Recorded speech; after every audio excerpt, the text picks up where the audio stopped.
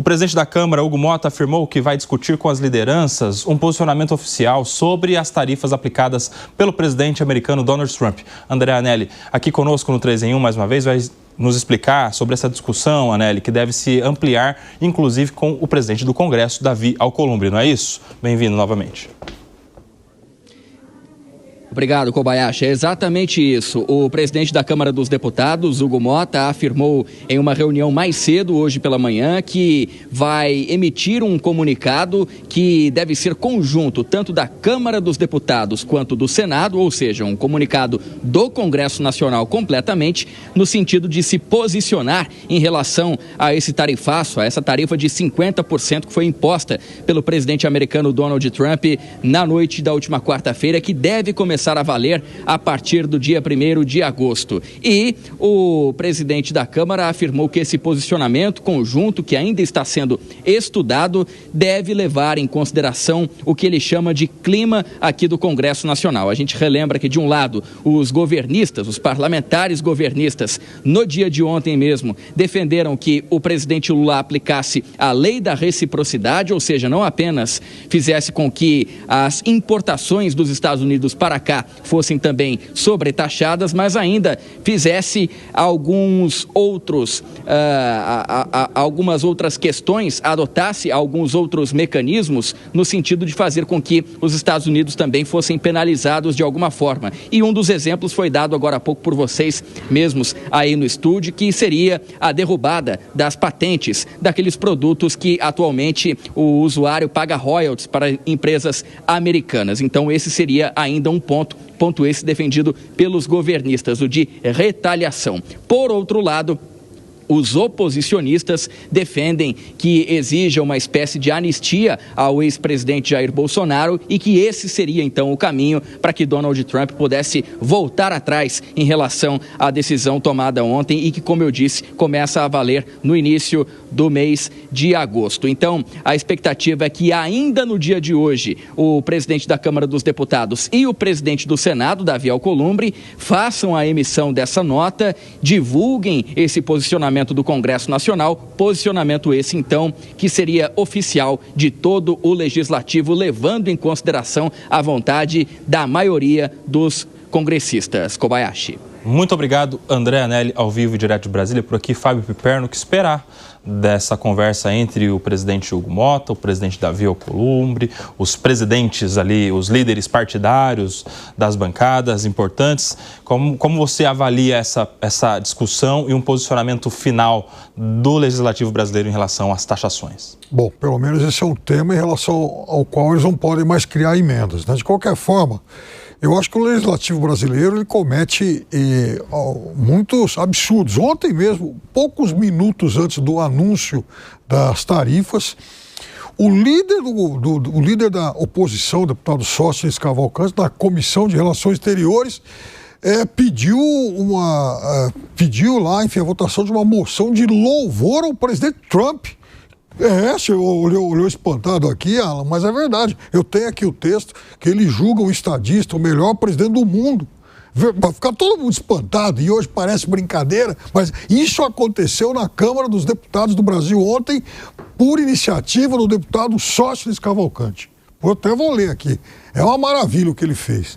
Mas, de qualquer forma, eu também acho que, veja, o presidente Trump talvez esteja muito mal informado, né, pelos seus apoiadores brasileiros, porque, veja, se ele acha que com chantagem política e econômica ele vai dobrar o governo brasileiro, é sinal que, embora o presidente Lula já seja um veterano em política, talvez o presidente Trump não o conheça bem.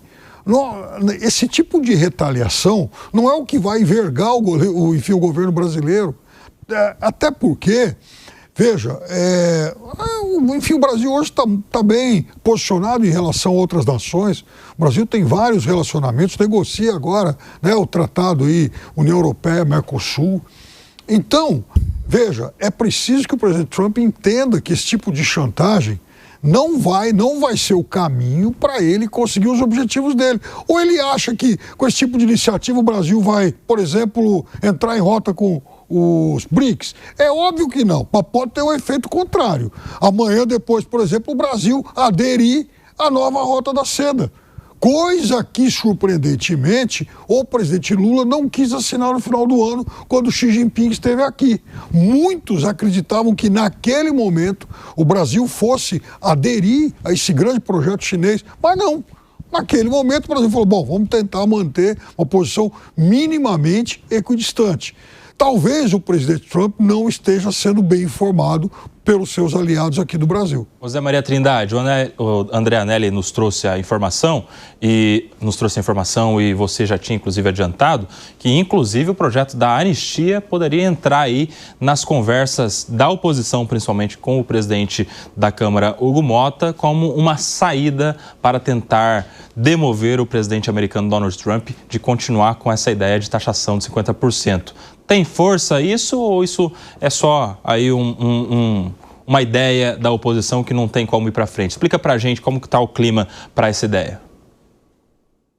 Acho muito difícil. Eu ouvi em tom de brincadeira, um deputado falou para outro deputado de direita que não é do grupo do ex-presidente Jair Bolsonaro. Vou falar o nome, é o Kim Kataguiri, que é de direita, mas não é do grupo do ex-presidente Jair Bolsonaro. E aí o deputado do PL disse, olha, você que é feliz, porque você não tem que todos os dias ficar ajoelhado e fazendo ó sol e tal para o ex-presidente Jair Bolsonaro. Isso é para exemplificar de como esse grupo é unido e como esse grupo apoia o ex-presidente Jair Bolsonaro de forma muito integral. E todo esse processo, tudo isso aí, é por conta de um trabalho do deputado Eduardo Bolsonaro lá nos Estados Unidos. Eu antecipei aqui que ele realmente tem uma proximidade muito grande com a família do ex-presidente Jair Bolsonaro. Então, é da cota pessoal do presidente Donald Trump essa decisão radical. Não é uma decisão técnica, analisada. Então, cabe agora ao governo fazer esse procedimento. Agora, no Congresso Nacional, é muito difícil que isso aconteça, porque precisa maioria.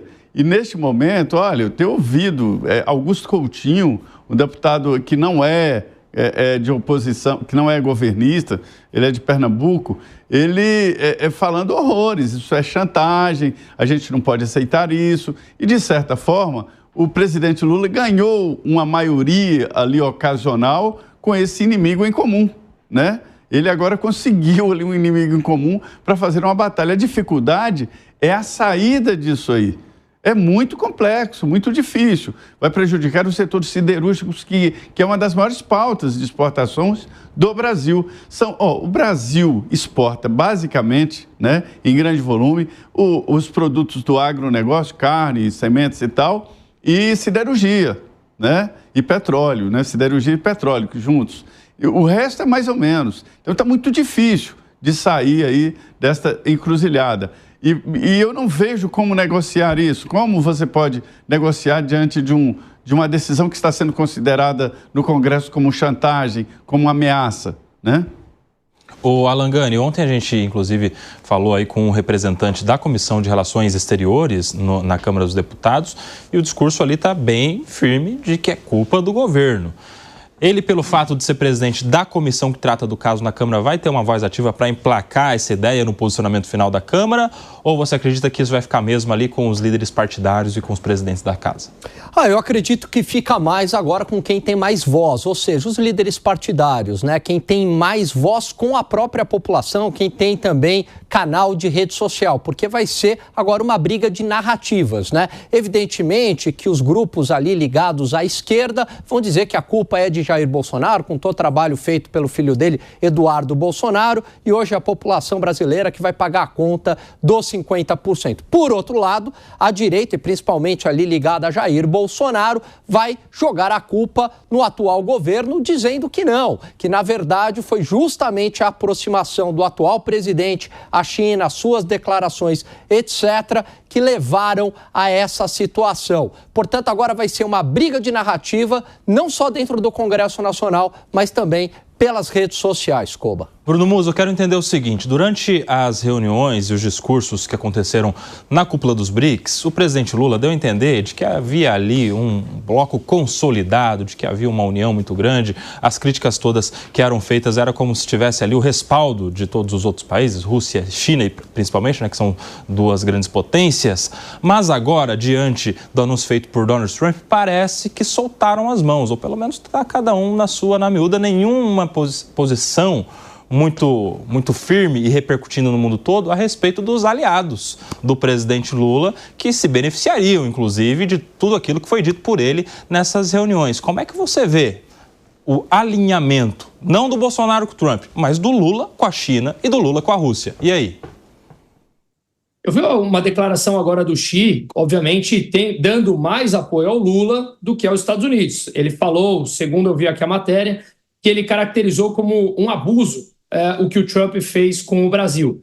Mas é claro, na minha opinião, eles vão manter uma opinião, se fosse para se alinhar publicamente, será com o Brasil. São mais parecidos ideologicamente. Agora, a China também tem receio, foi o que eu falei há pouco. Na minha opinião, todo mundo que tem um mínimo de sensatez e coerência não vai bater de frente com os Estados Unidos. Quando o Trump elevou as tarifas para a China a níveis proibitivos de praticamente 145%, a China foi à negociação apesar de ter retaliado. Negociou e, após negociação, essas tarifas caíram. Mas veja que eles foram para a mesa e acabaram chegando num acordo. E ficou mais próximo ao que o Trump queria do que o que o Xi queria. Ou seja, tudo isso mostra a força que os Estados Unidos têm nessa negociação. A China sabe muito bem disso, a Rússia sabe muito bem disso. Os dois não vieram ao BRICS. Ok, o Putin tem a ordem internacional de captura, de prisão, o Xi poderia ter vindo. Ah, mas ele veio para o Brasil poucas vezes. Gente, esse pessoal acho que não tem tanto problema em viajar. Quando é importante, eles simplesmente sentam à mesa e vêm. Se não me engano, até o México mandou uma pessoa que não foi de primeiro escalão para participar dos BRICS. Então, já teve um gap aí, mostrando que há apoio ideológico, mas não tem necessidade estratégica desses países baterem de frente com os Estados Unidos, ainda mais que eles já tiveram seus imbróglios, seus problemas, com a parte da tarifa, especificamente falando da China. A Rússia, a mesma coisa. O Trump vem batendo no Putin, vem fazendo pressão sobre ele, e a economia da Rússia, eu sei porque eu estou para fazer um vídeo sobre isso, estou colhendo os dados finais, está sofrendo também com o aumento do incremento dos gastos militares, o que está levando a um estrangulamento da atividade econômica dita pela presidente do Banco Central e pelo Ministério da Economia da própria Rússia, o Kremlin assumindo isso. Então, a situação ali é estratégica. Para que comprar uma briga com os Estados Unidos para apoiar ao Lula? Faz sentido? Ora, é o que nós fazemos aqui na minha empresa com a parte de investimentos. É um gerenciamento de risco. Eu não vejo sentido nenhum você tomar um risco imenso para ganhar 0,1% ao mês. Trazendo isso para o mundo que a gente está discutindo, não faz o menor sentido você tomar um risco de acabar com a tua relação com os Estados Unidos e ter novamente tarifas proibitivas de comércio para apoiar ao Lula e ao Brasil. Ou seja, uma reação em bloco, Piperno, você estaria praticamente descartada, então? Uma retaliação chinesa, russa e de outros países que integram o bloco dos BRICS, isso aí não está no horizonte? Fala aí, Piperno. Não, até as pessoas fazem uma certa confusão, uma imensa confusão em relação ao BRICS, que não, porque aquilo não se trata de um bloco econômico, de um monolito econômico. Então por que está um banco? Não só assim. Porque eu imaginava lá atrás que o BRICS fosse justamente um bloco econômico. E não, por exemplo, de parceria militar, bélica, que discutisse sobre conflitos ou de troca de informações a respeito de direitos fundamentais. Muito diferente do que discursou o presidente Lula agora no encerramento, falando de questões estranhas às questões econômicas. Não é, então, econômico o bloco dos BRICS, Piperno? É um bloco que busca um realinhamento. Ele não é só, ele tem, eventualmente, algumas questões econômicas em comum, mas não é a economia. Não são aspirações iguais para todo mundo que pautam esse grupo. Aliás, para quem não se lembra, para quem tem memória curta, a China e a Índia, integrantes do BRICS, coisa de 4, 5 anos atrás, tiveram inclusive um atrito militar, trocaram lá umas escaramuças, mataram lá uma meia dúzia de cada lado e tal, um episódio lamentável. Mas veja, não há também tanta unidade assim. Agora, há algumas questões pontuais, né? Eles procuram alternativas. São países que procuram um reordenamento dessa ordem vigente. Eles não concordam com isso. E acabou esse mundo que tem um xerifão, que tem a polícia do mundo, acabou. Então, agora mesmo, ontem mesmo, o presidente Trump falou do presidente Putin, porque ele, quando assumiu, diz que em 24 horas acabaria lá com a guerra, e é papo furado. Quer dizer, as pessoas também, esses líderes mundiais, eles já estão se acostumando com muitas das bravatas do presidente Trump, que em vários momentos teve que recuar. Então, uma boa estratégia com o presidente Trump é deixar ele falando sozinho. Porque quem tomou medidas, veja, ninguém que tenha tomado medidas como resposta acabou se arrependendo. E outra coisa, assim, com que direito ele quer intervir, por exemplo, no funcionamento da justiça de um país amigo? E veja, não cabe nem ao presidente Lula, como muito bem explicou o Zé Maria, falar, vamos acabar com o processo contra o Bolsonaro. As coisas não são assim. Agora, como vocês riram aqui, eu puxei o que disse lá o líder Sóstenes Cavalcanti. Vejam só. Trump deve ser enaltecido e lembrado como um dos melhores presidentes do mundo e exemplo a ser seguido para a implementação e manutenção de uma democracia moderna e justa. Assinado, então, Sóstenes Cavalcanti. Quero te ouvir também, Alan Gani, sobre essa ideia de respeitar a soberania do outro Estado, porque isso aí, de lado a lado, há acusação. O Brasil acusa os Estados Unidos de invadir a soberania brasileira, assim como os Estados Unidos acusa o Brasil de invadir a soberania americana, principalmente em relação a decisões judiciais do STF que impactam nessas empresas lá de tecnologia. Isso está, inclusive, colocado de alguma forma na carta assinada por Trump.